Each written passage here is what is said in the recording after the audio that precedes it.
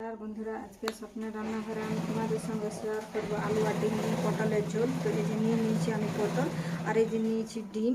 আর আমার পরিবারে 3জন ক্যান্ডিডেট, তাই আমি 3টা ডিম নিয়েছি, 5টা আলু নিয়েছি, আর এই 6-7টা মতো পটল নিয়েছি।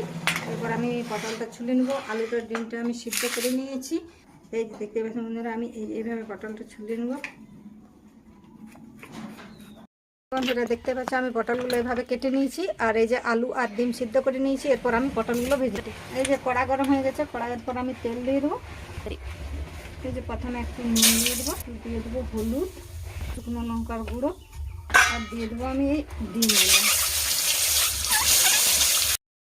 আমি আলু আর ডিম ভেজে নিয়েছি, এরপর আমি পটল ভাজবো, তার জন্য আমি আর কড়াই আমি আবার তেল দিয়ে দেবো, আর দিয়ে দেবো এই দেখতে পাচ্ছি কালো জিরা, একটু গোটা গরম মশলা, আমার কালো জিরা ভাজা হয়ে গেছে, পাতা দিয়ে দিলাম। হ্যাঁ, আমরা দিয়ে দেবো।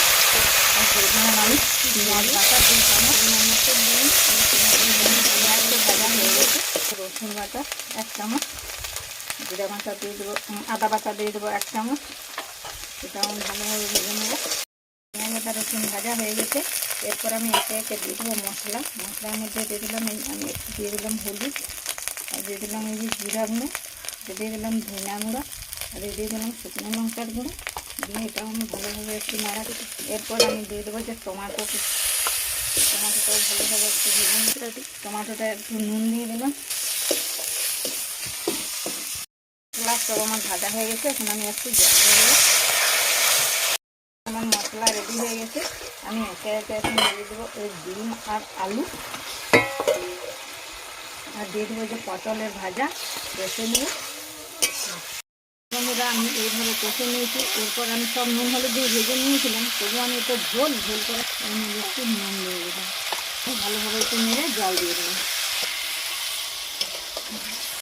ফুটে গেছে ডিম ঝোল। এইটা 2টা কাঁচা লঙ্কা দিয়ে আমি এটা নামিয়ে নেবো। রেডি। এই যে দেখতেই পাচ্ছ বন্ধুরা, আলু পটল নিয়ে ডিম ঝোল আমার রেডি। তো আলু পটলের ডিম ঝোল যদি তোমাদের ভালো লেগে থাকে, একটা লাইক একটা সাবস্ক্রাইব করে দেবে।